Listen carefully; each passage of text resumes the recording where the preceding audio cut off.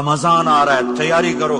جیسے حج پر جانے سے پہلے معافی مانگتے ہو، رمضان سے پہلے بھی ایک دوسرے سے معافی مانگو، ایک دوسرے کو معاف کرو، ایک دوسرے کو درگزر کرو، خود جا کے معافی مانگ لو. اللہ آپ کا مقام اونچا کر دے گا، مرتبہ اونچا کر دے گا. آخری رات اللہ تعالیٰ فرماتے ہیں جاؤ، تمہارے رات کی قیام اور دن کے روزے کے بدلے تمہیں سب کو معاف کر دیا. مانگو. اور ایک رات اللہ نے شب قدر بنائی جو 1000 راتوں کے برابر کر دی. وہ آج آپ کی تو راتیں ہی بڑی چھوٹی ہیں، 5 راتیں جاگ لو، 3 گھنٹے دی بھی نہیں رات ہوندی، تو 5 راتیں جاگ لو، 21 23 25 27 29، ان میں سے ایک رات ضرور شب قدر ہوگی. ایک رات کا جاگنا 80 سال کی عبادت سے بڑھیا ہو جائے گا. صرف ایک رات کا جاگنا، ایک رات کا جاگنا. ایک شرط ہے، دل میں بغض نہ ہو، نفرت نہ ہو، حقارت نہ ہو. کسی مسلمان کو حقیر نہ جانو، بلکہ کسی انسان کو حقیر نہ جانو، تو آپ کی بندگی اللہ کی بارگاہ میں پہنچ کر آپ کے مقام کو اونچا کر دیں گی.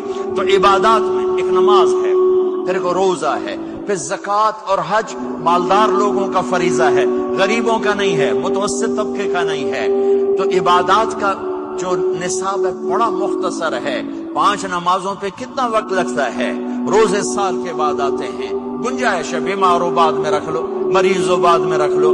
زکوٰۃ سارے سال میں کسی وقت دے دو، حج زندگی میں کب کسی وقت کر لو. یہ ایک چھوٹا سا نصاب ہے. دوسرا میرے نبی کی زندگی کا پہلو جسے میں ہائی لائٹ کرنا چاہتا ہوں، جو نمایاں ہے، جو روشن ہے، وہ میرے نبی کی زندگی ہے، وہ میرے نبی کے اخلاق ہیں، وہ میرے نبی کا درگزر ہے، میرے نبی کا پیغام محبت ہے. میرے نبی نے فرمایا اسلام کا سب سے مضبوط عمل کیا ہے؟ ایو اور الاسلام اوثق. صحابہ نے کہا الصلاۃ، نماز. آپ نے کہا نہیں. جہاد؟ آپ نے کہا نہیں. روزہ؟ آپ نے کہا نہیں. حج؟ آپ نے کہا نہیں. اسلام کا سب سے مضبوط عمل کیا ہے؟ صحابہ نماز. جی نہیں. جہاد نہیں. روزہ نہیں. حج نہیں. اچھا یا رسول اللہ پھر کیا ہے؟ سنو اور سے توجہ سے.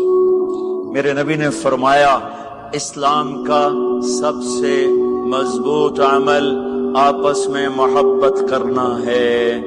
اللہ کے لیے محبت کرنا ہے، اللہ کے لیے محبت کرنا ہے، اللہ کے لیے محبت کرنا ہے. اسلام پیغام محبت ہے. میرے نبی کی زندگی محبت کی پوری تصویر ہے. کسی سے نفرت نہیں، بغض اللہ کے لیے، محبت اللہ کے لیے. یہ اسلام کا سب سے مضبوط عمل ہے. میرے بھائیوں، میری بہنوں، اب دور دراز جگہ میں ہو، اب آپ یہیں کے جن کے پاس پاسپورٹ ہیں وہ یہیں کے شہری ہیں. یہ آپ کا دیس ہے، یہ آپ کا وطن ہے، اسے محبت سے بھرو. پاکستان کی نفرتیں یہاں نہ زندہ کرو، ہندوستان کی نفرتیں، بنگال کی نفرتیں یہاں مت زندہ کرو. آپس میں امت بن کے رہو، مذہب کے نام پہ مت لڑو. یورپ میں یہ آگ لگی ہوئی ہے. میں بہت عرصے کے بعد آیا ہوں، مجھے نہیں پتا کہ یہاں مذہبی نفرت ہے یا نہیں ہے، لیکن چونکہ یورپ میں بہت دفعہ جانا ہوتا ہے، ہر سال ہوتا ہے، وہاں یہ جھگڑے، نفرتیں، ہماری مسجد تمہاری مسجد، ان کے پیچھے نماز نہیں، ان کے پیچھے نماز نہیں، یہ تو مسلمان ہی نہیں، یہ تو گستاخ رسول ہیں، یہ وہابی ہیں، یہ کافر ہیں. دیکھو میں ہاتھ جوڑتا ہوں، امت بن کے رہو، امت بن کے رہو، مومن بن کے رہو، مسلم بن کے رہو، مومنہ بن کے رہو، مسلمہ بن کے رہو. اختلاف رائے کو برداشت کرو. یہاں چاند کے مسئلے میں اختلاف ہوتا ہے، روزے کے ٹائم میں اختلاف ہوتا ہے. علماء سے کہتا ہوں اس اختلاف کو مٹھاؤ، جس میں سہولت ہو سارے وہ لے لو.